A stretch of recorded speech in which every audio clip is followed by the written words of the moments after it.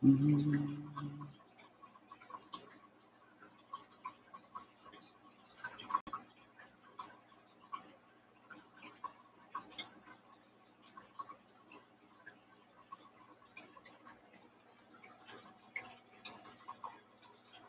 everybody. We are live. Robert, hello. Zany.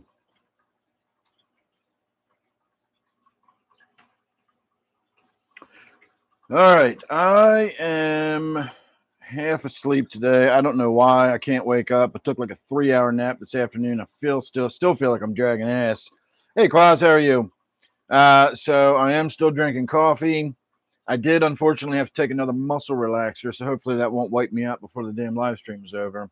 So bear with me, everybody. I'm hoping I get my second wind here anytime now, but I still feel like I could just lie down on the floor and take a nap right now. All I really have on the agenda tonight, other than the feeding, is we are going to talk about my favorite topic. We're going to talk about nitrates, and in particular, we're going to talk a little bit about denitrification. I was talking to a friend of mine today, and they mentioned something about Dr. Novak has put out some new videos or something about undergravel filtration and denitrification and that sort of thing. And so that kind of came up in the conversation. And so at some point, I will get into talking a little bit about that. But otherwise, we're just going to get everybody fed. Oh, nice. All right, let's get started with the pond.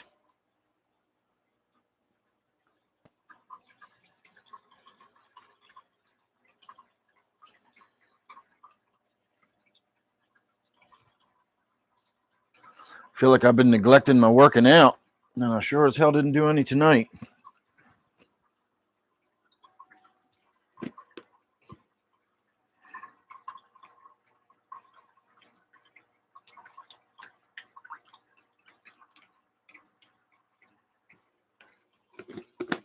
All right, and I'm also going to throw in some floating goldfish food. These are big pellets that float, and only the larger koi and some of the larger goldfish can actually eat them. And I'm actually trying to grow those koi out a little bit, and that is my way of doing it.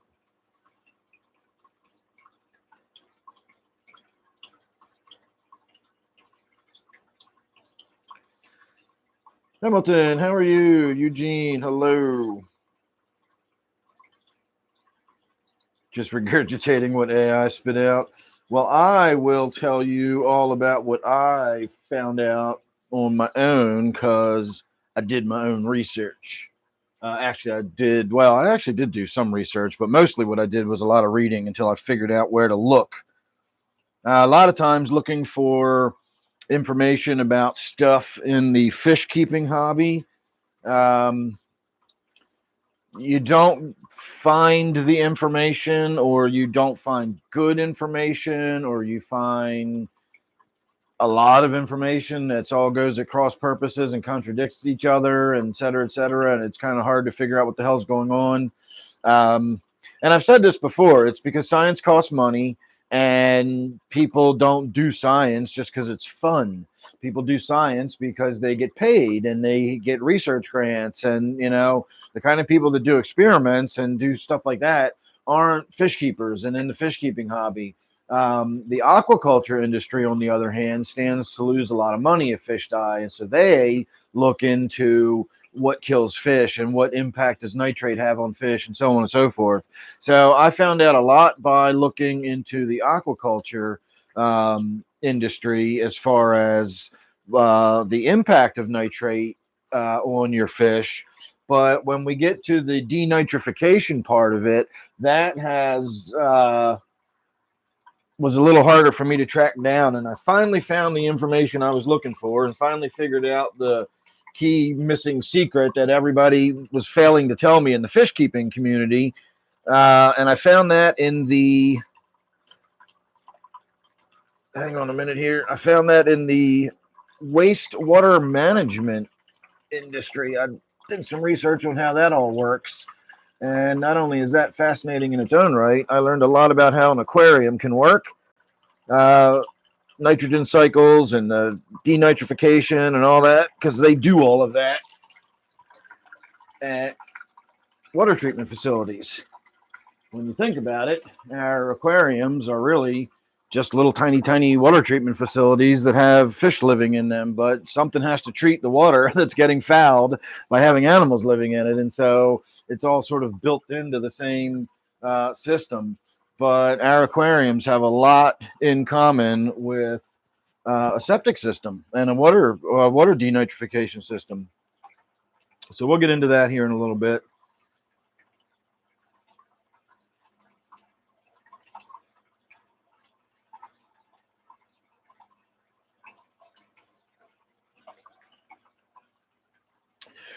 All right, let's put a little smoke on that water first of all. We're hitting on the Super Silver Haze again. We're going to be sitting on Super Silver Haze from now to fucking Christmas.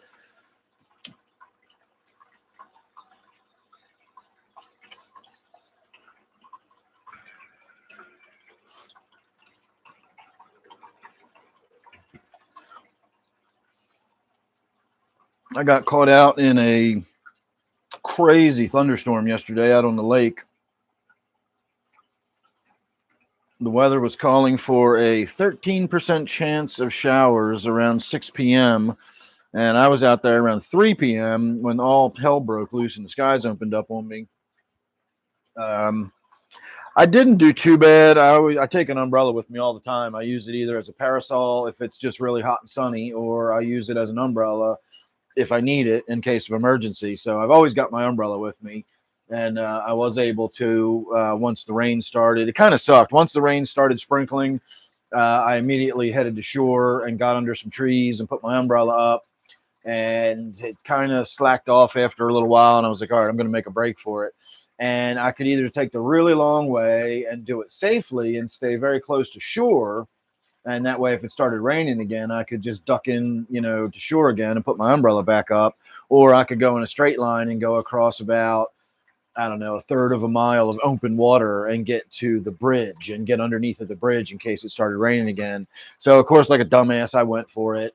And about halfway there, it started raining and it got harder and harder. And I was paddling my ass off.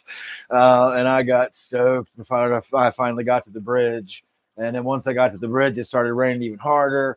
And then it got insane underneath there. I could barely hold position. The wind was howling through underneath the bridge. And I realized that it's a pinch point and it was acting like a wind tunnel.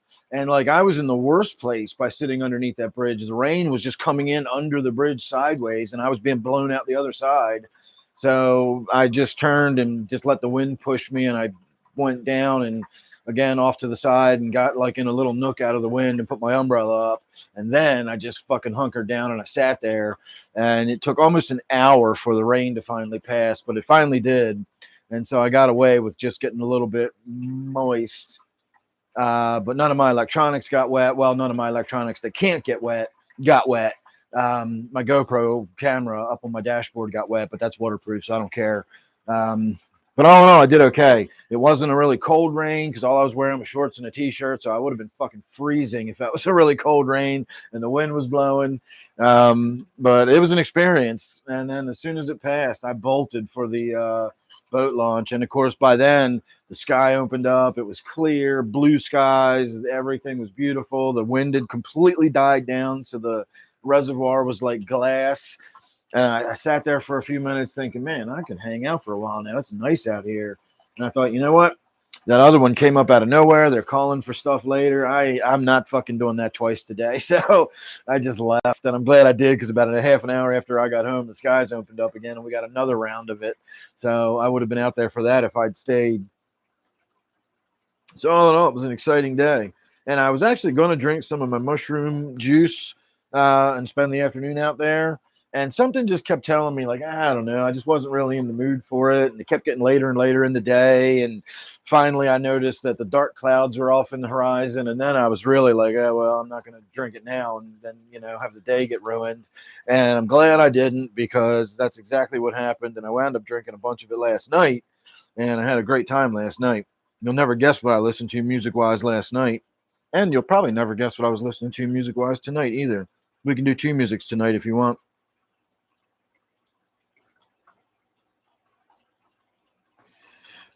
All right, let's see. Go ahead, ask me your top fish aquarium topic question if you want there, Eugene.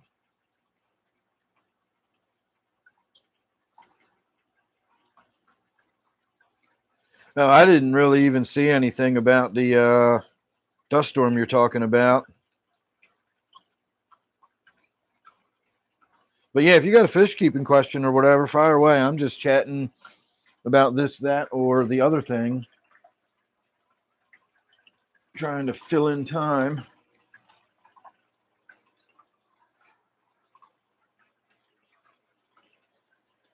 All right, let's get the special goldfish fed. You know, I was thinking the other day, I do not remember the last time we changed the filters on this tank. This tank's becoming like my 29 miscellaneous. You see how the water just kind of runs through the overflow and runs back into the tank. It doesn't actually really go through the filters anymore. I don't remember the last time I did a filter change on this tank. It's been so long. But whatever, it doesn't really need it because it does fine just the way it is. All right, let me turn the pond off too, and that'll give us a little less glare on the tank. A little less glare on my damn eyeballs. I might have to turn this. Actually, let's give them their pellets tonight. Might have to turn my disco ball off tonight too.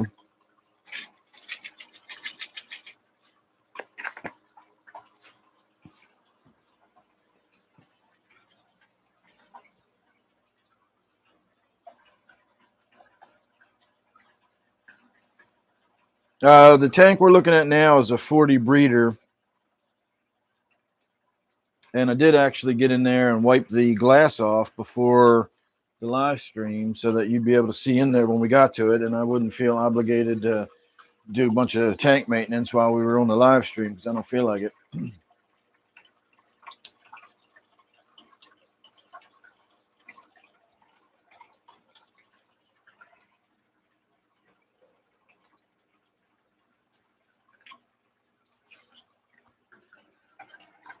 So one of the things I was told about Dr. Novak's videos was he was talking about denitrification, and he was talking about former. I'm just going. This is secondhand from an email I got. I didn't even have an actual conversation. This is a email conversation. Apparently, he used to use laterite or baked clay for that, and I understand that, but that's not real true denitrification. That's sort of trapping the ammonia. Baked clay has an electrical charge that's opposite whatever ammonia's is. I don't know the details, but basically the laterite will bond the ammonia, and then the plant roots that grow down into the substrate they have access to that ammonia, and they can take it from the laterite, and that way you're not really producing any nitrate because you don't have any ammonia in the tank that's being broken down. You're just sort of circumventing the whole problem. So yeah, your tank won't have any nitrate in it, but it's not denitrifying. Denitrifying means you have nitrate in the tank and then they're being removed. Laterite might trap nitrate as well. For all I know. So perhaps even if nitrate is developing in the tank, the laterite will still trap the nitrate and possibly nitrite. Again, I don't know the ins and outs of all of it chemistry wise because I've never bothered with it. I've never been that interested. I was interested in for the denitrification. If you don't already know my backstory, I'll give you a brief rundown. But when I got into the hobby, the zeitgeist was that nitrates were deadly toxins and your fish saw 3 of them and they were going to die, and so my nitrates were always really high, and so I was always in a constant state of panicking that my fish were going to die, and I was always looking to get my nitrates down in some way or another. And I looked at sumps and plenums, and that's actually what the conversation tonight was about a plenum being an area underneath of the substrate where you can have denitrification going on. I looked at algae scrubbers, and at the end of the day, not only did I say the end of the day, the end of 3 years of looking into it, not only did I come to the conclusion that nitrate is not something we really need to concern ourselves with as long as we do reasonable tank maintenance. It's not anything you need to concern yourself with. Doesn't matter how high they get. They're not going to get too high, again, with reasonable tank maintenance. If you're utterly neglectful and you overfeed and overstock, you can get to the point where, you've got an alarming amount of nitrate, but at that point you've also got an alarming amount of other issues going on too. So again, I don't think the nitrate's the part you need to worry about if that's how you're managing your tank. So again, reasonable tank maintenance, and you just don't have to worry about nitrate. However, in my process of learning about all that, I was determined to figure out how to get a tank to denitrify, because that seemed to me like the holy grail of fish keeping. If you can get denitrification happening in your tank, that's it. You've achieved the ultimate in fish keeping. Having a fully self-recycling system, et cetera, where you can feed the fish. Remember, a self-sustained system, you're not going to be adding food to the fish, because that's not self-sustaining. If you're adding food, that's not self-sustaining. It's you're putting something in there. And if you're adding stuff to the system, that stuff is either building up in the system or has to be removed from the system. You can't put food in the tank every day and have it just not be in the tank anymore. Just because it gets processed through the fish, whatever amount of proteins you've put in that tank, whatever amount of ammonia you've put in that tank in the food, it's now in the tank. Obviously some of it's going to be bound up inside the fish, but a lot of that's going to get expressed as waste.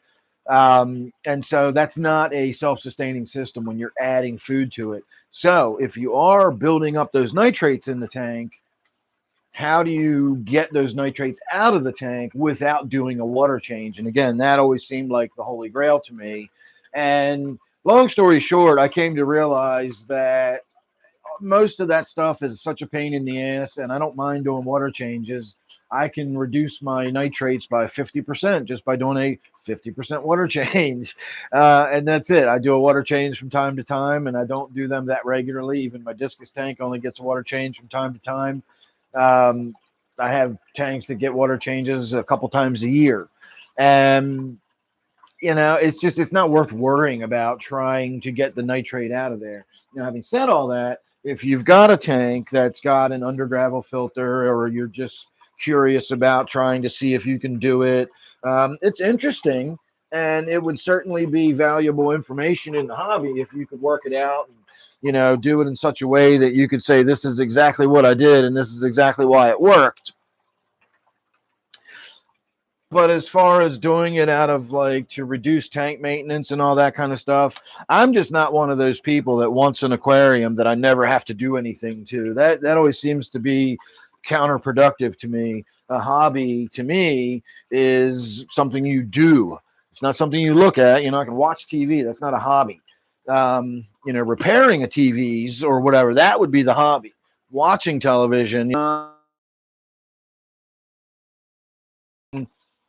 the doing the stuff part, that honestly, that was one of the I had early on was I wanted to do stuff. And so I was always finding things to tinker with. I was always making adjustments. I was always doing water changes. I was always cleaning the filters, and my tanks never stabilized. They were always having issues, and I'd have outbursts of cloudy water, and I'd have fish dying.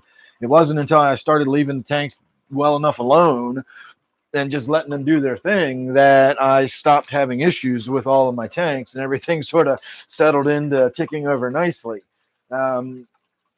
You can definitely love your aquariums to death, just like most people kill houseplants by loving them to death. You mess with them too much. You trim them and you prune them and you spritz them and you spray them and you water them and you feed them, and they generally don't need all that. Houseplants are usually houseplants because they're super low maintenance. They don't need a ton of food. They don't need a ton of light. People water them and feed them like it's a friggin' cash crop or something, and then they wonder why they keep dying. So anyway, I finally figured out how to do the denitrification, although I do have to say it's academic. I've never actually done it in practice. But I did learn enough to satisfy myself to say, yeah, okay, that's how it works. That's cool. That could be done in an aquarium fairly easily. I'm just not interested in doing it. Now, if we back up a few years, most of my interaction, my infamous interaction with Father Fish, revolved around this very topic because he insisted, as many in the aquarium hobby did for a very long time, that simply having a deep substrate tank will denitrify your water somehow magically. And I was always skeptical about that because I never understood how that works. And, you know, he just kept telling me, just do it. You'll never look back. It'll change the way you keep fish. And I said, you know, I made it 100% clear to him being Father Fish, that I'm not putting an under gravel filter in it. I'm not having a heavily planted tank. I'm just doing a deep sand bed just to see what a deep sand bed does, because everybody keeps telling me, oh, you need a deep sand bed. If you got a deep sand bed, it'll denitrify. Again, I don't see how that's possible, but that's what I'm going to do. And he's like, yep, that's all you got to do. It's just a deep sand bed, nothing else. You'll never look back. It'll change the way you keep fish. And it didn't do fuck all. Like, it literally, all that deep sand bed, gravel bed did was take up fucking real estate in my tank. So I've got 5 inches of gravel in the bottom of my tank when I only need about 2 to make it look nice and to have it stabilized. Because the gravel in the bottom of the tank, even in my tanks, does serve a purpose. I can't do like a light dusting of gravel or a little 1/4 inch of gravel, just enough to cover the bottom. I need a good inch or 2 of gravel in the bottom of my tanks, but I don't need 5. 5's not accomplishing anything extra. It's like the sunblock, SPF 100. You know, once you get above SPF 30 or so, it's anything, you know, why not SPF 1 million? I mean, it doesn't matter anymore. And this is the same thing. Once I get above about 2 inches of substrate in my tank, anything else is just superfluous. I just don't need it. Oh, look, there's the old Pleco coming out and showing off for a few minutes. Heat Score, how are you this evening? All right, let me see where I was. Laura told me she wouldn't be here tonight, so somebody else has to take over stop sign duty. I know that's not going to happen, but I'm throwing that out there.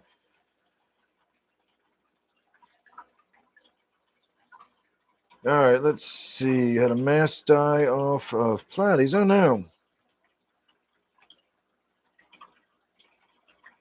That is weird. Steve, you're driving. Nice.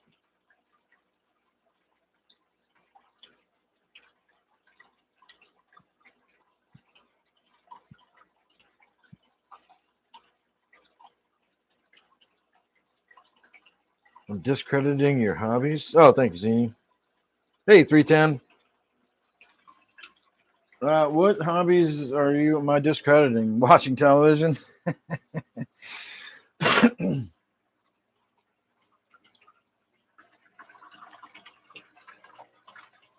All right. I'll let the camera sit there for a few minutes because we don't often get a nice view of that pleco sitting out like that. That pleco is a little longer than 1 foot from the very tip of its tail to the tip of its lip. It's 1 foot. Hey, John. Actually, we were just talking about my hang on the back filters. I hardly ever change out the filter material on the back of mine. I really should do it more often. And by more often, that means at some point. Most of my hang on the back filters, the water just kind of flows back around the emergency, flow to go back into the tank, and it doesn't really even go through the filters anymore. But if you want to go by when you should do it, I would say as soon as you notice, I'm not sure what kind of hang on the back filter you have, but most of them will have an emergency overflow. So if you see these, this double wide here, it's in the middle, but hang on, you got wobbly neck. Let me tighten your nut here. There you go. This one, the single wide, it flows back in over on the side there. But the water doesn't really flow through my filters anymore. And it's the same with my 29. I got one of those double wides over there on that 29. and it likewise, the water just flows back over that thing. So if you're going to do regular filter maintenance, and you should, um, when you see the water starting to kind of every now and again, you'll see a little bit of water come back through the overflow or emergency spillway. That means the filters are getting clogged up enough that they're not flowing freely anymore, and you're getting a little bit of backup. At that point, I would change out the filter pads and check your biofilter. If the biofilter is getting really clogged up too, you're going to want to clean that out. When you clean your biofilter, you don't want to scrub it. You don't want to sterilize it. You just want to give it a switch and a rinse so that water can flow through it again. Just get all that sort of cruddy stuff off of it. But leave it dirty. Don't wash it in soapy water. Don't wash it in hot water. Just rinse it off so water can flow through it again, because that's where all your bacteria lives, or a lot of your bacteria is going to be living in there. And you don't want to kill that bacteria. You just want to rinse away the excess stuff so the water can flow over that bacteria again. And if it can't flow through there, then that bacteria can't do anything with the stuff, the ammonias.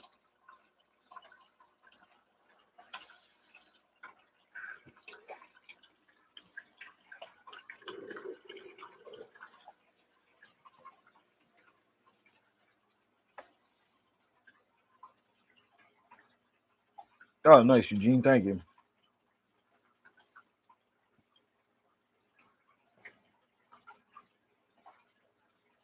You got Reggae Shark? Nice. Sea Chem titled. I'm not familiar with them. Yeah, that's about right, Zini. I'd say close to 6 inches. Not quite, but getting there.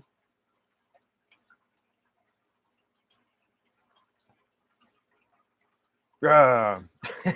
I was just reading your comment about it being nice to see the silver dollar shoaling, and then Flo came in and broke everybody up. Told them to get the hell off our porch. I love the way the disco ball reflects off of the silver dollars. If they sit in the right position, it looks like they got police lights on them. That one up top right now looks like it's a damn police fish. That's awesome. I ought to put the grow light. Got my hobbies confused. I ought to put the disco ball down at that end of the room so it flashes off of the fish more, because that's fucking awesome. I love it.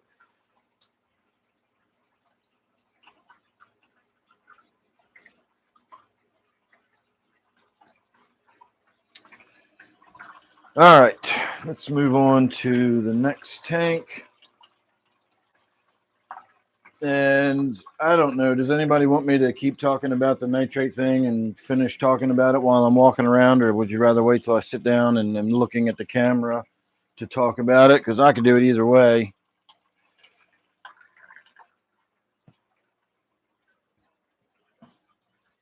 I'm actually one of those people that's a better, like if I was a teacher, I would definitely be one of those annoying ass teachers. Although I don't find this annoying. I find this to be the kind of teacher I learn better from too. I would be one of those teachers that like paces back and forth and walks around in front of the classroom. And, I always do better when I'm walking and stuff.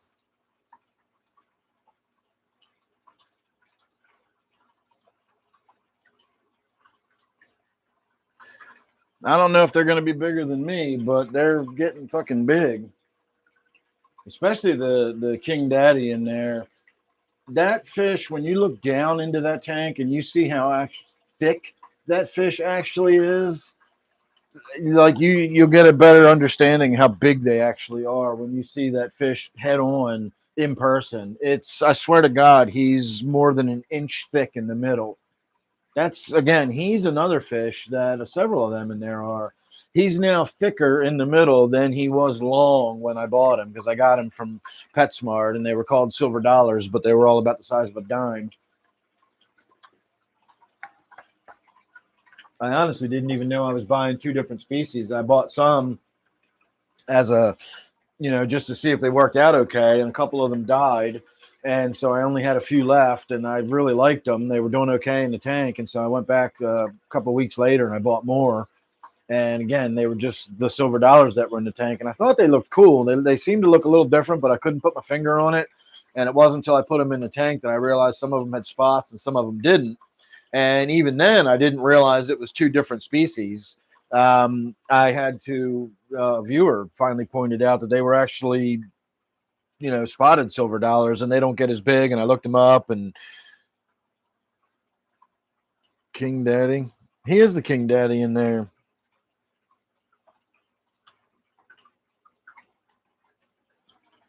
Oh, I didn't put food in that tank for anybody, did I? Let's put some food in there so we can actually feed them.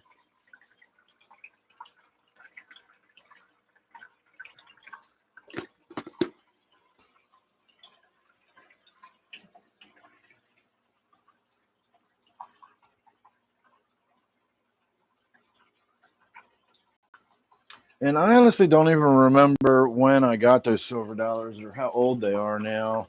I know they're years old, at least 5, maybe 6 or 7. I'd have to actually go back and look at that tank's playlist and go way back and like find the videos of where I brought them home because I'm sure I've got them in there somewhere. And I'd have to look at the date on that and to figure out how old they actually are.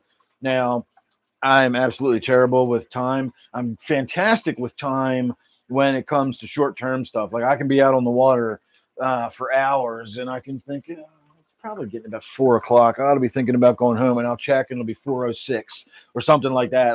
I'm really good with nailing what time of day it is based on just how long it feels like I've been here, where the sun is in the sky. As far as like, did something happen last month, or was that last summer, or was that last month, in August last month, or was that last August last year? That I can easily not be sure of whether I did it a month ago or a year and a month ago. Well, if you want to know what time it is in the afternoon while we're walking through the woods, I can fucking tell you. So I don't know how long I've had those silver dollars. I want to say at least 5 years or more. But if I looked it up and found out it had been 4 years, I'd be like, oh, well, son of a bitch. I thought it'd been longer than that. But I swear it has been. I swear I got them at least 5 or 6 years ago. Again, I don't know. Maybe I'll look up and find out. Probably not. I'll forget by the time this live stream's over.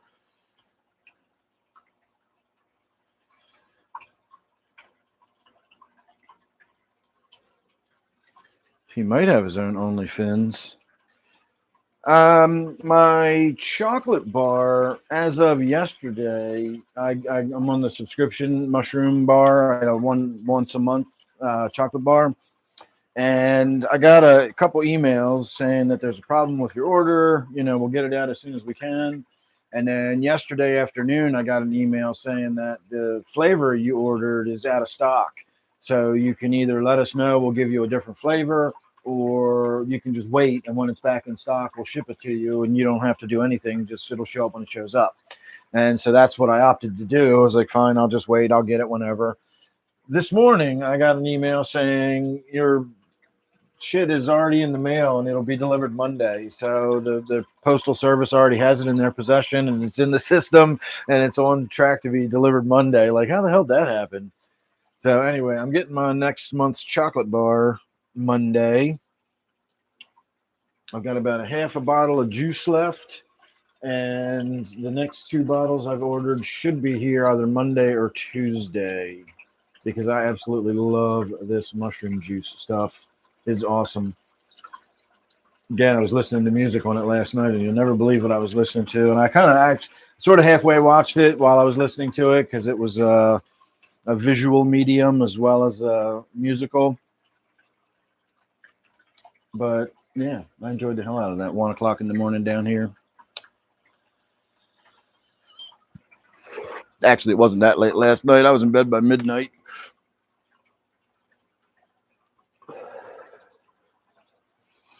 So tonight, the band I was listening to tonight, if anybody wants to try to guess this one, it's a German-based group. This is another one of my German-based groups, and it's almost hard to call them a group, I think. I think it's just a few people, and then they get a bunch of different, guest musicians playing with them and singers and so on and so forth. I'm not 100% sure about this band, but it's listed as a German-based group whose unique blend of soul, jazz, funk, blues, bossa nova, Afro, and Caribbean influences has firmly put them on the map of the black music scene. And then it trails off, and I don't know what it says after that.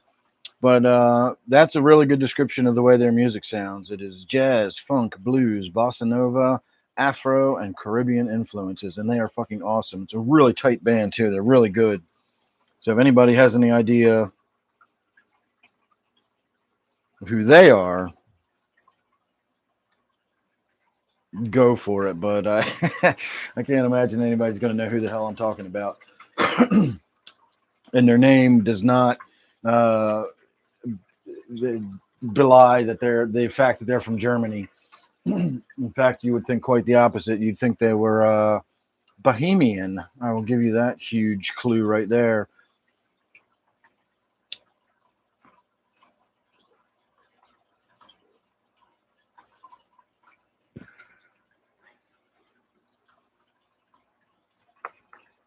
Yeah, I know nobody's going to have any idea. They are the Bahama Soul Club. And I don't know why they call themselves the Bahama Soul Club, but if you listen to them, you would probably think they were Bohemian, and you would think it was that sort of Afro-Caribbean, bossa nova, but nope, it's a bunch of Germans. Man, them Germans can do some good-ass music.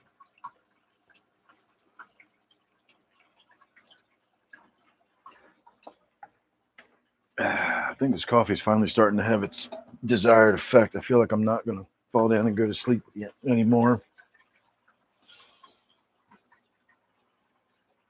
All right, next tank. Then we'll go to the next music.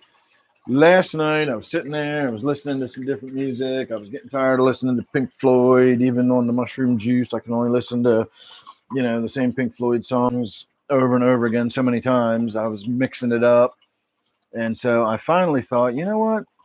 It's fucking winter time already because of how time works, and it goes really, really fast. So it's winter as far as I'm concerned because it's going to be here next week.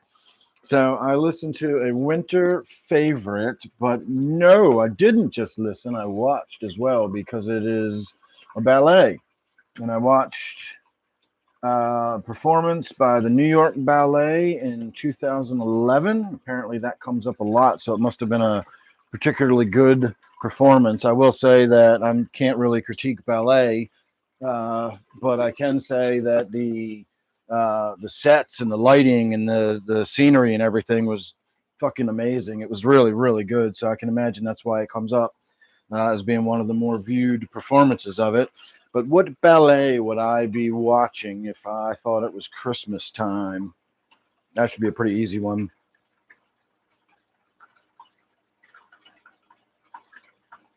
Yeah, it's definitely not Rammstein. Very different style of music than Rammstein. Good guess, though.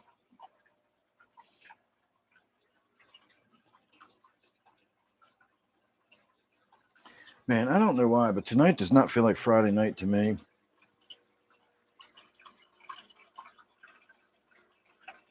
You know what? I wonder if I'm so tired. You know how I always complain about when I do like a big workout, I'm like exhausted for a day or two and I just want to sleep.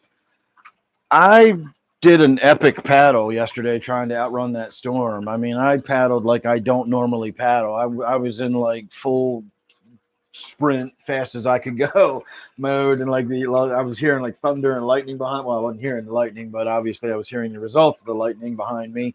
And I don't fucking like being out on the goddamn water, holding a 7-foot carbon rod in my hand while there's lightning out there. And then, of course, once the rain really started coming, and like I said, I was out in the middle. I had nowhere to go except trying to get to the bridge before it rained too hard on me. And I paddled like a madman. I wonder if that's why I'm feeling so damn tired and worn out today. Well, you're close, Eugene, and I'll give you credit for it. No, not Peter and the Wolf. Peter and the Wolf is not Tchaikovsky. I always thought it was too, and I can't think of who does Peter and the Wolf. Computer, who composed Peter and the Wolf? Peter and the Wolf was composed by Sergei Prokofiev. Sergei Prokofiev. So I always thought that was Tchaikovsky as well, and I looked for it and looked for it and looked for it under Tchaikovsky one time, and I finally found it under who I can't even remember his name now, Sergei something or other, Prokopfiev. Um, but no, and Peter and the Wolf is not a Christmas ballet.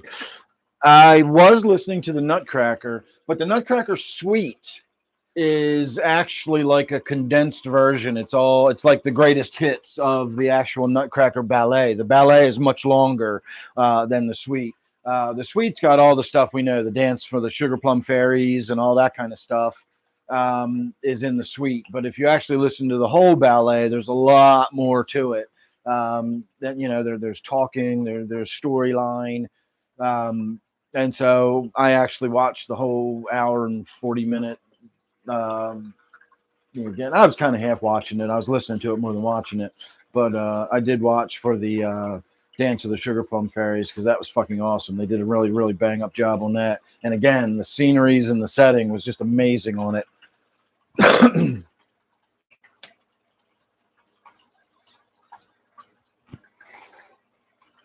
And of course, with my warm, glowy feel from my mushrooms, it made me almost look forward to Christmas. That's some good shit. If it's something that can make me look forward to winter and Christmas and whatnot, it's got to be some good shit. Now that I'm talking about it, I want to drink some more of it, but I don't want to waste it on a late Friday night, especially if I'm going to be asleep by 10 o'clock. All right, let's move on to the next tank here and get this show on the road and sit my ass down. Talk about nitrate again. I thought about wiping the glass down in this tank, but decided it's clean enough. It's got a little bit of grunginess on it, but whatever. You guys can see in there just fine. All we're doing is the same old, feeding the fish again.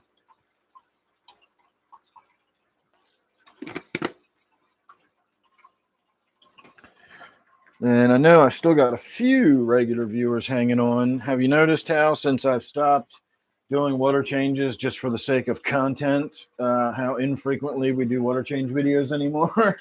I've had a lot of people complain. Well, maybe not complain. That's not the right word necessarily. I've had a lot of people comment about how they miss doing water changes and seeing my maintenance videos and stuff like that. And like I said all along, I did that to put on a show. I'm in front of the camera. I got to do something. So I just do a water change and wipe the glass down. And I'm just tired of doing that. And I'm tired of doing unnecessary maintenance on all my tanks just for the sake of having something to do in front of the camera. I had to learn how to play the drums or something. Well, I couldn't do that because that would keep my wife awake. Something fierce down here playing the drums for everybody. Maybe the air guitar. You guys think I should learn how to play the air guitar?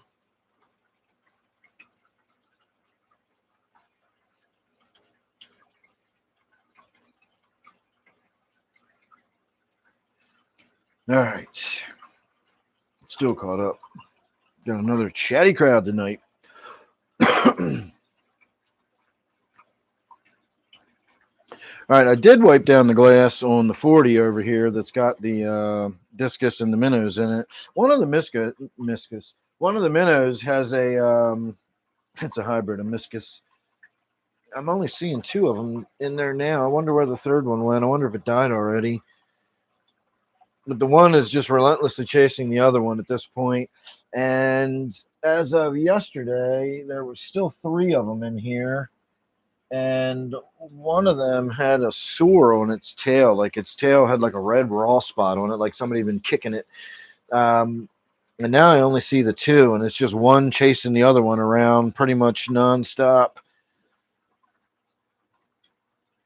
So I don't know what I should do about them, whether I should ignore them until they're gone or just try to catch them out of there and throw them in the 125. If I throw them in the 125, it's just a matter of time before they're dried up on the floor like all the rest of them. So I don't really know what to do about them. I'll probably just leave them there till one kills the other, and then I'll have one minnow left, and I won't have to worry about it. Hey, Angela, thank you. Hey, Chris, how are you? Joanne, how are you?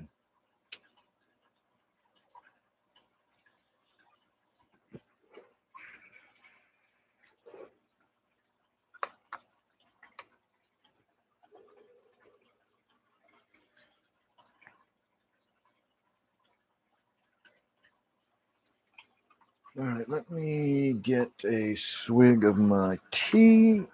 We're done with the coffee, I think we've established.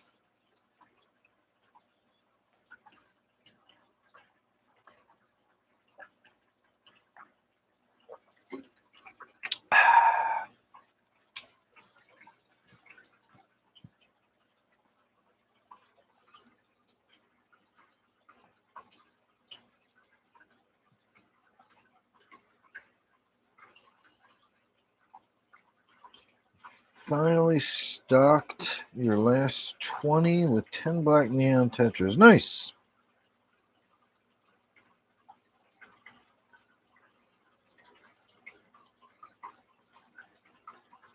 Single tiger barb. You're not handing over reggae shark.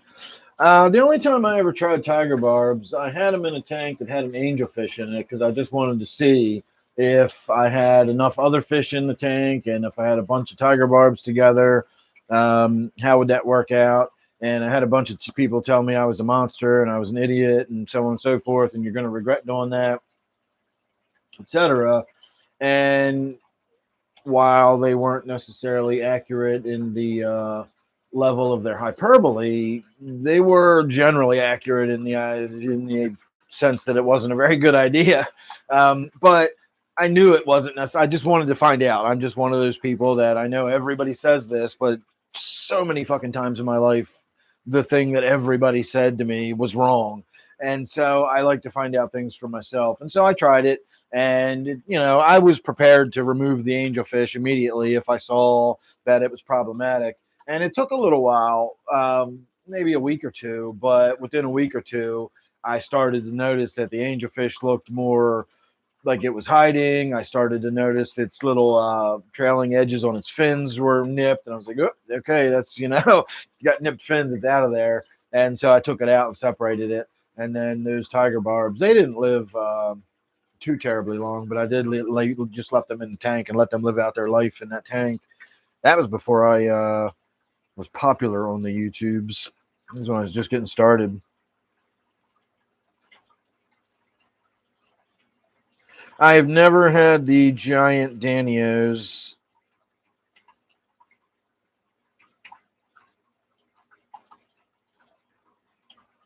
No, I don't know what to tell you about that. I got Danios one time. I think I got the zebra Danios from the PetSmart or Petco when I was first keeping fish because they looked really cool.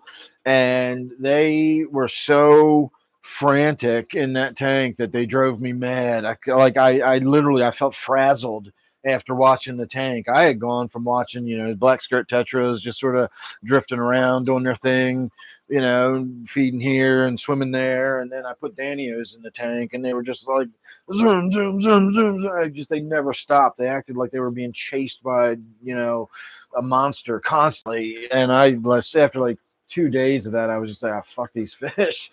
And I took them out of the tank and I took them back to the PetSmart and returned them. And I've never had a Danio since. That was long before I ever started a YouTube channel, so I've never actually owned Danios while I've done YouTube videos.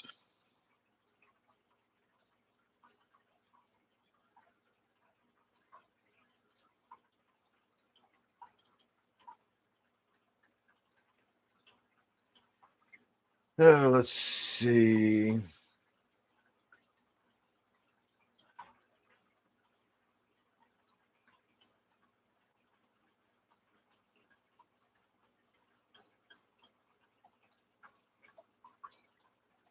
Yeah, I've never tried the giant ones. Like I said, I tried the zebras, and they were not my kind of fish.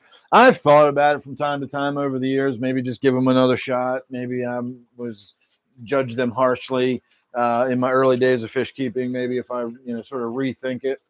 Oh, check it out. Let me steal you away. Nope, never mind. You just started away and hid.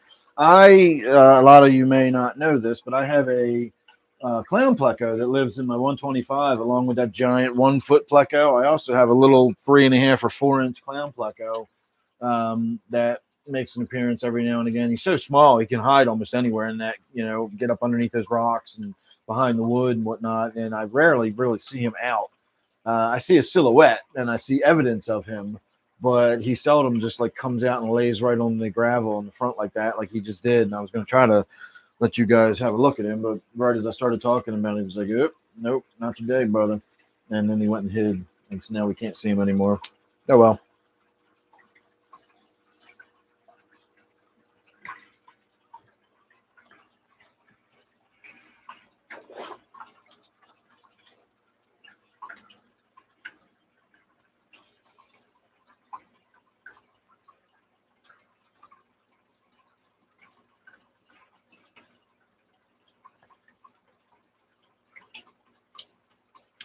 What's my favorite fish that I've had?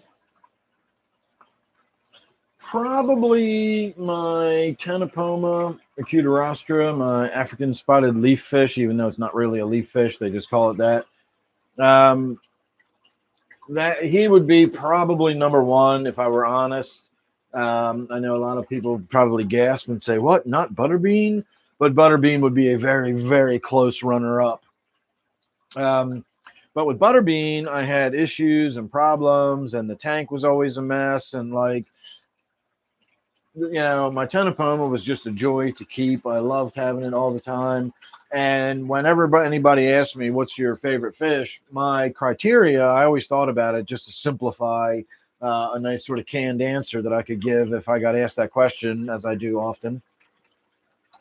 I thought about, well, what fish do I spend the most time looking at? And, if that obviously that's going to be the fish that's my favorite fish if I'm spending the most time looking at it. And my Tanapoma, just hands down, was that fish, even more so than butterbean, my puffer. I got that big striped Raphael, which is a really cool fish. I like that one a lot too. But the striped Raphael doesn't really have any personality. It doesn't really do anything until it's feeding time. It's just a fish I've had for a really long time, and it is a cool fish. I do like it. I'm going to be sad one day when it dies, hopefully 20 years from now. But my Tanapoma was he was awesome. He was like my buddy. He had personality. He was cool. He did shit. Like, by did shit, I mean, like, he moved around the tank and he swam around, and like, he wasn't just hiding all the time until it was, food time.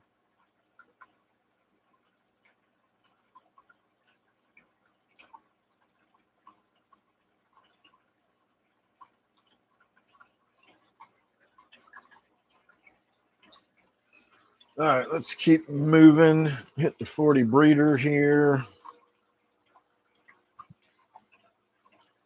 Get you lowered back down.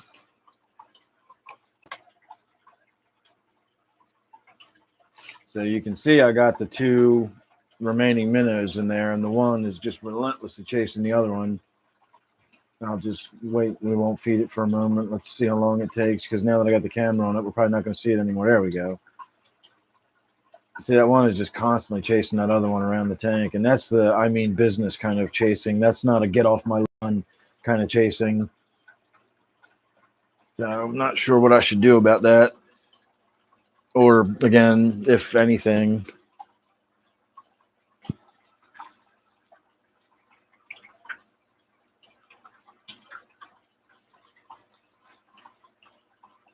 And that other little minnow you see swimming around is a gambusia. It's a different species. The gambusia is like a wild guppy. It's a guppy cousin.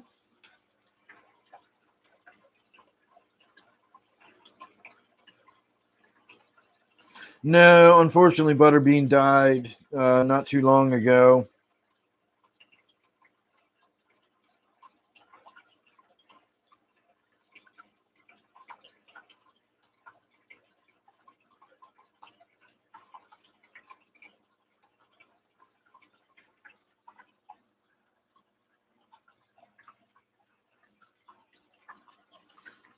The discus are in there, trust me. You can see them down here. But with the fish swimming around the way they are, yeah, I need to get them out of there. Maybe I'll throw them in the pond. That'll give them lots of swimming around area. They'll probably still end up on the floor even if I put them in the pond. But I'll get them minnows out of there, and then that'll let the discus chill out. I'll be able to put some guppies in the tank or just something that'll go well with the discus, because discus are fine in the community as long as the community is not insane, crazy bastard fish like these. So I will not be putting Danios in the tank. Hold on, is that all three of the minnows, or is that the? No, it is all three of the minnows. So there are three minnows in there. So the one with the injured tail looks like the tail has cleared up, and it must have just been hiding from the other one. It didn't come out until there was food in the tank. So I do still have three of them in there. I was wondering where that third one went, because if it died, it would have still been in there somewhere. You know, its body would have been in there, and I couldn't see any trace of it.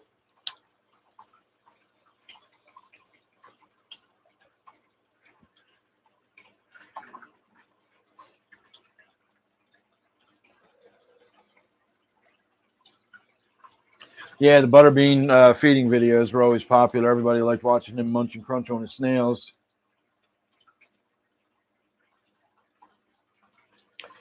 All right, let's move on to Gilgalad's tank here. He's down at the bottom at the moment, but he will quickly make his way up to the top when he knows we're getting ready to feed him. He's already making his way up there now. Here you go, little buddy. It's food time.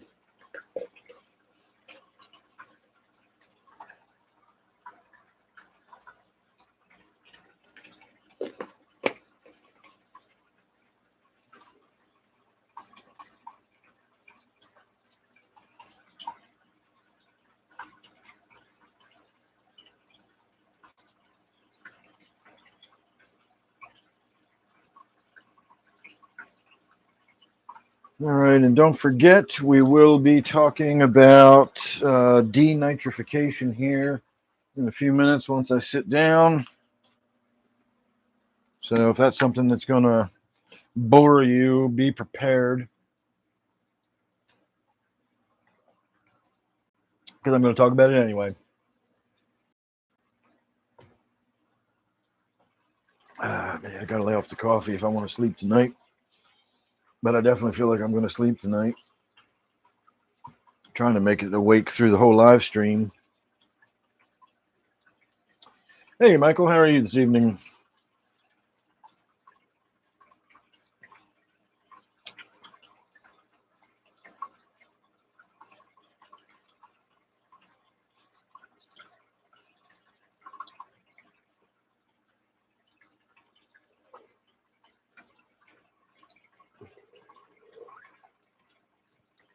All right, that bowl's cashed out. I'm going to reload. There might be another hit left in there. You know what? I'm going to go ahead and knock it out anyway because that seems pretty crusty. Yeah, I think that was the wise choice.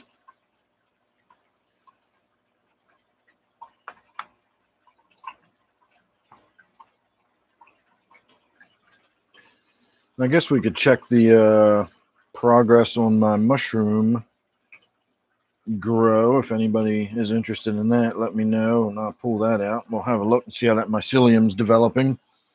I probably ought to just leave it well enough alone and stop pulling it out. I think I broke it up and mixed it around on the 25th, and it's supposed to take about 2 weeks after that. And what is today, the 5th? So that's been close to 2 weeks.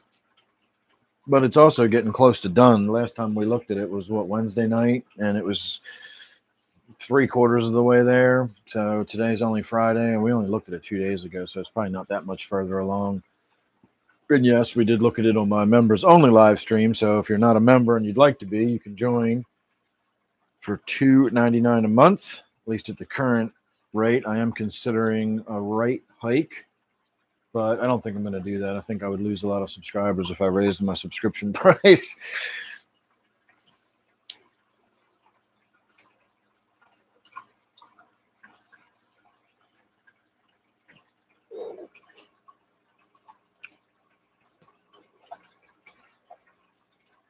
Oh, yeah, fresh bowl was a lot better. Num, num, num, num, num. All right, let's move on. Get discus tank fed.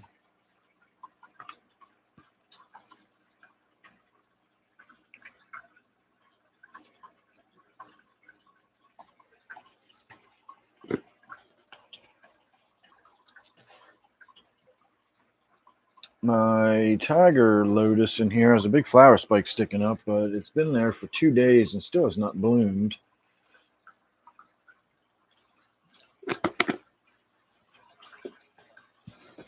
But if we look in at the end down there, you can clearly see it's got a big old flower spike sticking up.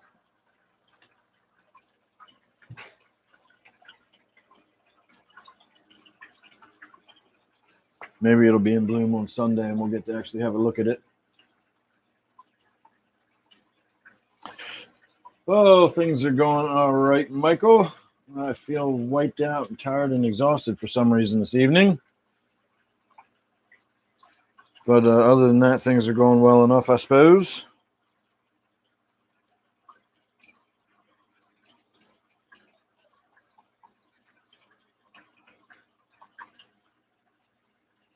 All right, I'm also going to throw a few algae wafers in the tank, but I'm going to throw them in down in the middle because I do have a fairly large catfish in this tank. And every now and again, I just throw a little extra food in there to make sure he's getting some. So some broken up algae wafers down here will do the trick.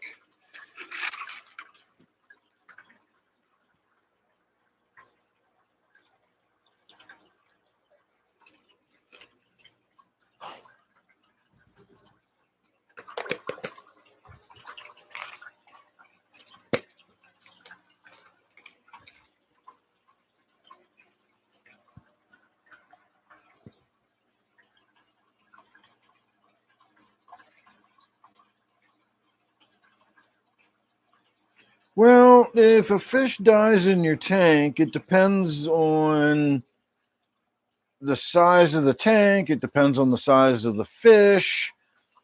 I had a snakeskin gourami die in this tank. That was about a 10-inch fish. And it took a little while. By the time I noticed that, like, I was starting to have issues with the tank, and I didn't have any issues with ammonia. It didn't foul the tank in that sense, but it did put so much bacteria in the tank that I got an Epistylus outbreak, and I noticed like white growth starting to develop on some of the fish. And recognizing it for what it was, I knew that there was a source of bacteria in the tank somewhere, and I started rooting around. I did a really big water change, and I found it was when the tank was really, really thick and overgrown with the red tiger lotus down there. And as I was rooting through that, I stirred up some water, and I got this really foul smell all of a sudden. And so I reached down in there, which I regret, and there was like the really, really, really mushy, nasty, disgusting, foul remains of that snakeskin gourami. And so again, this tank has the capacity that even with that amount of meat in there rotting away, I was not having issues with an ammonia spike. I was just having a bacterial overload, and it was causing secondary issues with that Epistylus, which is a type of growth. I'm not sure what it is. I think it's a bacteria or something, but it feeds on bacteria is what it does. And so if you've got a lot of bacteria in the water, it can literally grow on the side of the fish. It's not feeding on the fish. It's sort of like a barnacle. A barnacle will attach itself to a sea turtle. It's causing problems for the sea turtle, but it's not feeding off the sea turtle. It's feeding off the water column, and it's using the sea turtle to get around. This Epistylus stuff does the same thing. It grows on the fish. You can see it growing on the plants. You can see it growing on the glass occasionally, but it will grow on the fish. And then that way, as the fish move around, it's actually moving it through the water and always providing it with fresh food sources. But it needs a high bacteria load in the water to grow like that. And so, again, seeing that is what tipped me off to something being wrong in the tank. But it took a while. Again, a fish doesn't get that nasty in a day or two. Zini said he was going to work on his paludarium. He's probably listening in.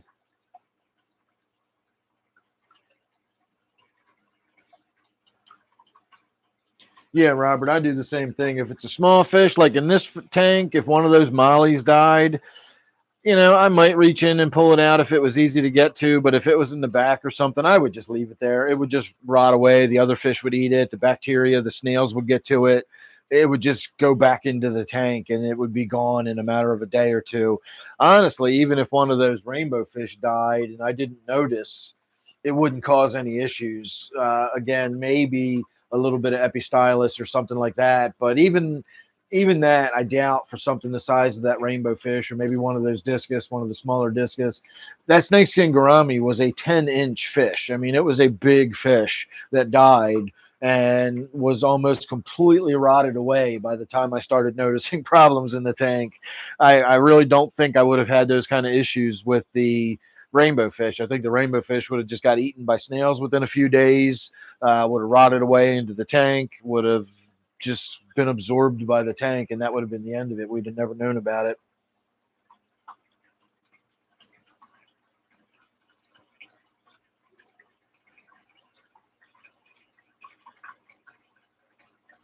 Yeah, a dead snail can smell really bad, and that can really foul your water pretty quickly too.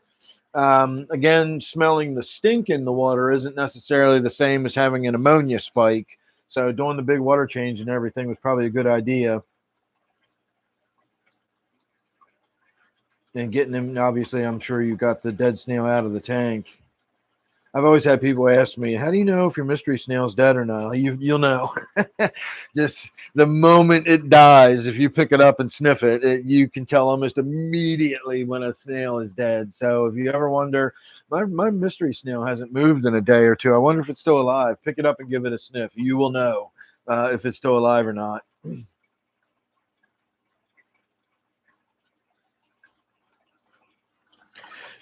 All right, everybody, I'm going to slip into the other room one more time and get one last swig of my coffee, and then I'm going to come sit down. So let me get my tablet set down here. Let me move my camera back. And let me get my light turned on. All right, I'll be right back.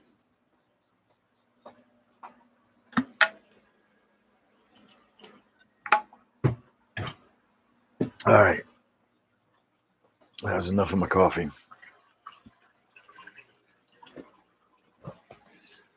That feels good. I feel like I got you too high up in the air. Let's lower you down just a little bit. There you go. That way you can see my awesome shirt if you haven't seen my shirt already this evening. Meow.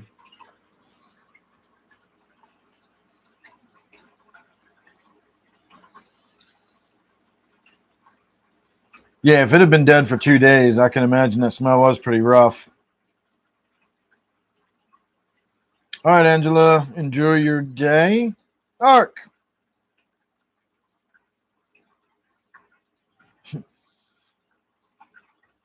That's birds. You're confusing the discus with the birds, Art. It's birds that aren't real. All right, getting back to the topic at hand this evening, which is denitrification, not nitrates in themselves, but denitrification.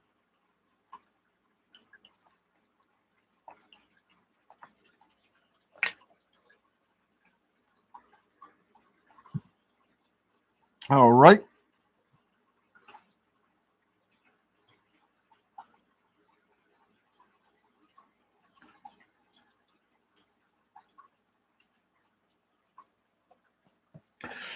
All right, so a friend of mine sent me an email earlier talking about apparently Dr. Novak has put out some videos about denitrifying your aquarium using plenum or an under gravel filter, basically.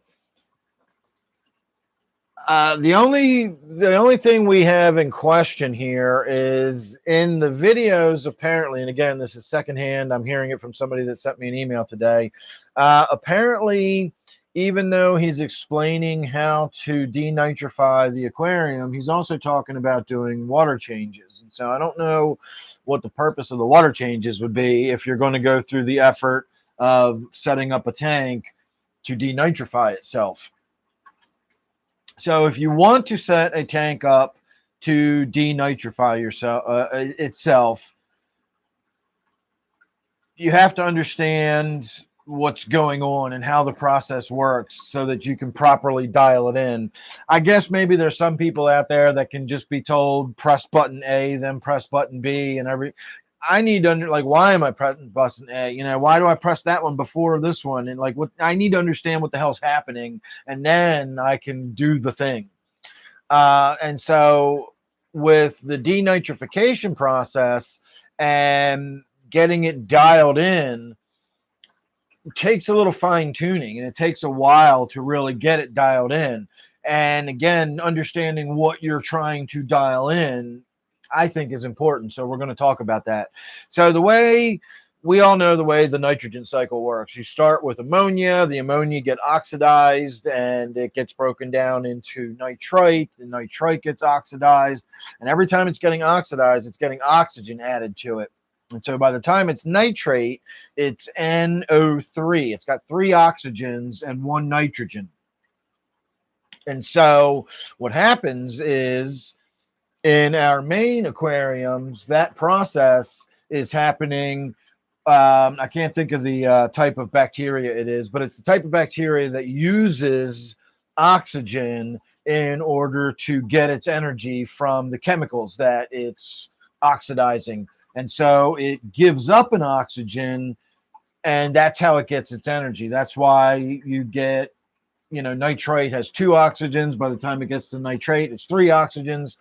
And so that's an oxygen rich environment where that happens. That's why we have air stones. That's why we have water circulation. The whole process of all that stuff, all the bacteria that's breaking all the fish food down and all the stuff that's going on, all of that stuff that's going on in the main part of the tank requires oxygen.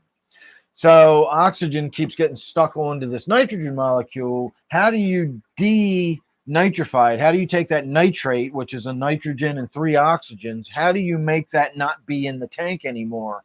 Well, the way you do that is you have to take all those oxygens back off of the nitrogen, and then the nitrogen can escape as free nitrogen gas. There's a type of bacteria out there that thrives in an anoxic environment, which is an environment that has very little oxygen in it. Not necessarily no oxygen, but very little oxygen in it. And the anoxic bacteria, it gets its energy from taking oxygen from the chemicals that are in the water. And so it denitrifies your tank by stealing oxygens off of that nitrate, and eventually it releases the unusable nitrogen gas as a byproduct, but it's stealing the oxygens away, and that's the process of denitrification. So how do you get it from the main body of your tank, where it's an oxygen rich environment, to get it to an anoxic environment where this other completely different type of bacteria can live and thrive? How do you get these two completely separate environments going on that are almost antithetical to each other? Well, part of that is you need some depth of substrate. So you do need a little bit of a deep substrate. I don't know if you necessarily need 6 or 8 inches, but you need a significant amount of substrate. And then you use an undergravel filter. And the way the undergravel filter works is you either have a power head or an air pump that is pulling air through, and just like a sponge filter, as the bubbles go up, it pulls the water through the sponge. Excuse me. With an undergravel filter, as the bubble goes up, it pulls the water down through the substrate. And so the trick is you have to dial it in so that the water is flowing at a fast enough rate that you're effectively moving the water through there, but at a slow enough rate that all of the upper portion of the gravel that has all that oxygen rich bacteria that's doing all its thing, it uses up all the oxygen in the water as it's making its way down. And so as it gets into that lower strata, it's very oxygen poor. If you've got the water flowing too slowly, it'll be more stagnant and be not, it just won't work if you're not moving it fast enough. But if you move it too fast, the oxygen won't have time to get out of the water and be used up before it gets down into those lower layers. And you'll actually just be drawing oxygen all the way through the whole system and then back up into the tank through the bubbler or power head or whatever. So you got to get it dialed in just right so that with your density of gravel, depending on whether you're, if you're using sand, it's going to move much more slowly. If you're using loose gravel, it's going to move more quickly. How deep is your substrate? How much stocking density and bioload do you have? Every tank is going to be unique and different, but that's the key to getting it to work. If you really are trying to denitrify it, you've got to dial it in so that the water is moving down through that substrate and there's enough substrate there that the oxygen can get used up on the way down, and then the lower half will be your anoxic environment. And it does take some time to establish a bacterial load down in that lower strata. So getting it even to where you're starting to fine tune it takes a while and takes patience, and you got to set it up and you got to be planning on this from you can't just add something to your tank and suddenly have it be denitrifying. You kind of have to set it up like that from the beginning and plan on the tank functioning that way. But if you do set it up that way, again, it's very doable within the fish keeping hobby. It's just a little more complicated than most people make it sound. Most people make it sound like you just throw a deep sand bed in there, or a lot of plants, or Novak using his laterite. Again, laterite's not denitrifying your tank. It traps nitrate and it traps ammonia and stuff, and then the plants can use it up. Can you argue that the plants using it up is denitrifying it? I guess maybe. If you want to really start splitting hairs and getting technical. When I think of denitrification process, I think of the same process that the water treatment plants go through. They do the oxygen rich water. In fact, they bubble the water so it's just loaded with as much oxygen as possible, and they break everything down into the nitrate, and then they start going through settling tanks where it gets slower and slower, and each consecutive tank has less and less oxygen in it.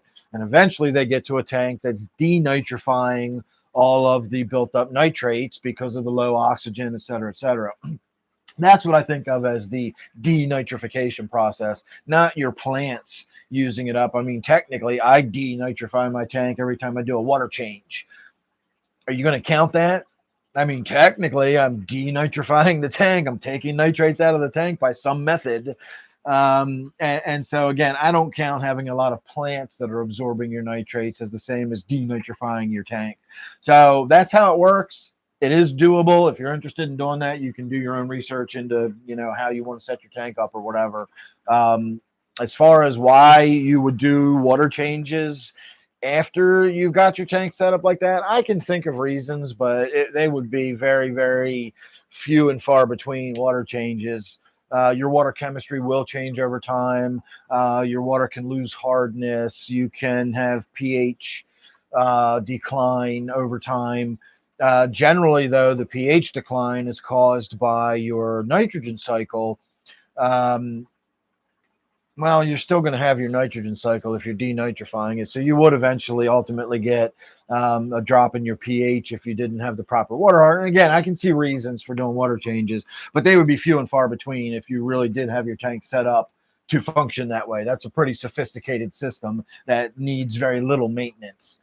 I would think you'd need to get in there and wipe the glass down more than anything. And the particular friend of mine that I'm talking about that I had this conversation with, he also has a hang on the back filter to help also pull physical detritus out of the water column and stuff like that, further reducing the amount of waste products that build up in the tank. He's pretty meticulous, so I would imagine that hang on the back filter gets changed frequently, so you're not getting a lot of breakdown on the stuff in the filter. And again, that'll reduce the amount of waste products that build up. So there you go. That's my thoughts on it. And then we can let the conversation commence from there.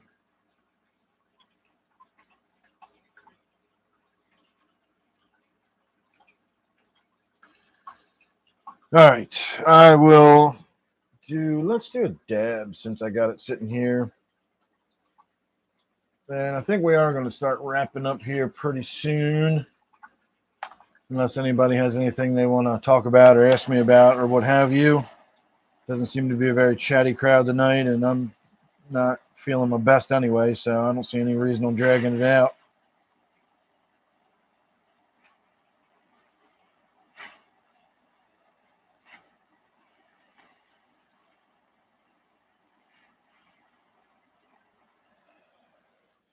All right.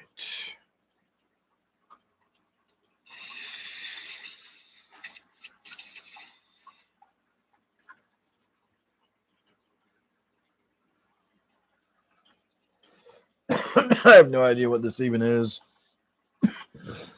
I'm going to have a bunch of miscellaneous hash oil for a while. Old fashioned whiskey, how are you?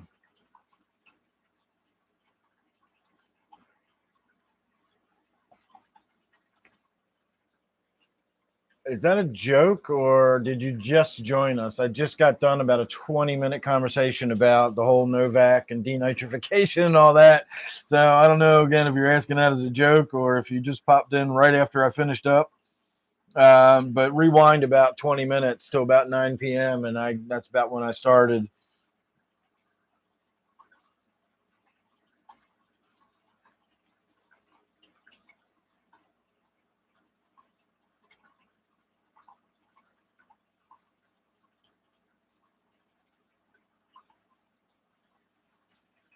All right. Do I want to go get another drink of my coffee? I probably don't.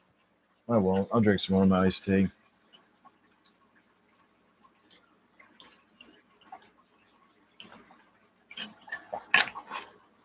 Yeah, your timing on that almost seemed like it was a joke. I literally just wrapped up a big 20-minute spiel, 15 minutes, whatever it was. So I'm not going to go through it all again, obviously. Just rewind 20 minutes and you'll hear everything I had to say. And in fact, if you want to go back to the beginning of the live stream when I started, maybe the first 15 minutes or so, I talked a lot about it too. But my final thoughts were the last 20 minutes or so. Black mollies and red platies. That sounds awesome.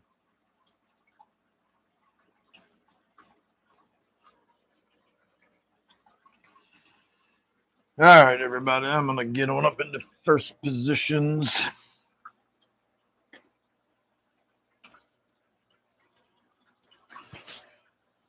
Heard a bunch of thumping and bumping noises last night while I was having my mushroom experience. Again, I can't call this stuff a trip. It's definitely not a trip. But whatever it was, I was doing that last night, and I heard all this thumping around at the top of the steps. So I went to see what it was, and it was my cat, little Oldman, and apparently he had a spider. It was the male, but it was maybe that big, little tiny body on it.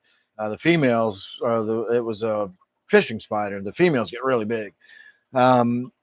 And so I was just, when I came up the steps, the cat ran away or whatever, and I saw it was a spider he was playing with. And so whatever, I just left it alone, didn't pay much attention to it. This morning when I got up, the poor little guy was trapped in my kitchen sink. He must have gone for the water. Again, being a fishing spider, they tend to go towards water, which is kind of odd because I have one of those pet fountains where it's running water constantly down near the floor. He had to go past the pet fountain to get to my kitchen sink, but he was with the stainless steel. He couldn't get out of it. He fell down into it and he couldn't get traction to get up and out of it. So I was able to rescue him this morning, and I took him outside and let him loose in the garden, because spiders are our friends. There's goddamn mosquitoes that are not. Hate those bastards. Let me see if this video comes out. I told you my harrowing tale. I forgot I shot some video of it.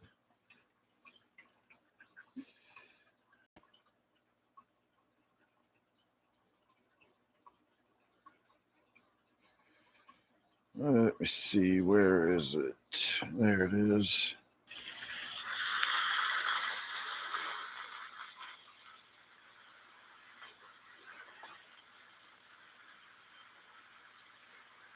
I had to stop filming. You see how I'm being pushed backwards? So I was all the way, the direction we're looking at the beginning of that video, that's where I was coming from. And you saw how it was just wide open water. I was like coming across that as it started raining. And I had to paddle through that to get under that bridge. And then while I was trying to shoot that video, the wind was just pushing me backwards. So I only got a few seconds before I would have been out into the rain on the other side of the bridge again. So I did a few seconds and then I just shut it off and paddled my ass off to get back under the bridge again. I didn't even think about it. I had my head camera, my GoPro in there. I could have just popped that on and pressed record, and then I could have just done a video under there. But you got the idea. That was some serious fucking rain I got caught in yesterday. That was not a good time. I'm really, really glad I didn't drink any of that mushroom juice. That really would have felt like that would have been an enormous waste of my mushroom juice.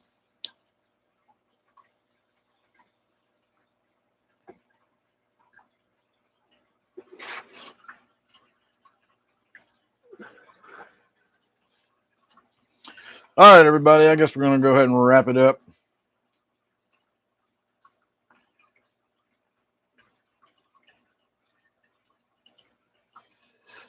If I have a different titled stream, as I mentioned, will I be able to find me through my name?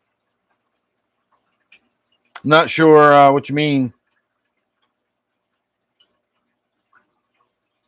My live stream, I call it something different from time to time, just goofing off. But my channel's the same. It's always I don't live stream on a different channel or anything, so it's always this channel. That again the title of the particular live stream might change from time to time, but it's always going to be under this channel. So you shouldn't have any problem finding me. So all right, everybody. I am gonna say good night. Looks like we're already losing people saying good night themselves. So thanks for hanging out. Make sure you come back Sunday night. As far as I know, we'll be back Sunday night. I don't see any reason why we won't at this point. No guarantee, but I don't see any reason at this point why we won't. I thought about doing live streams on the Dan's Outdoors and More channel, but I don't know what I would do on those live streams because I'd have to still do them from here. I don't have data. I'm on a limited data plan. We got the same phone plan for like the last 2,500 years or something, and we get 2 gigs a month to share between the two of us. So I can't do live streaming outside, over, I guess I could maybe try it in the yard over Wi-Fi, but all my wireless live streams were pretty crappy, which is why we've got it set up the way we do now. So I don't know. I don't know what I would do on my other channel. But I do have another channel. It's Dan's Outdoors and More. If you want to see little videos like that rain video you just saw, and kayak videos and garden stuff, yard tours, etc. I do post some. Oh, you were answering Eugene. I got it. Yeah, no, I've never done a live stream on my other channel. So again, I don't think you have to worry about that. At some point, if I do, I'll let you all know. But I don't foresee me doing any live streams on that channel. All right, we're all on the same page now then. All right, everybody. Thank you for watching. I hope you had a good time tonight. And I will see you all, as far as I know, on Sunday. So good night.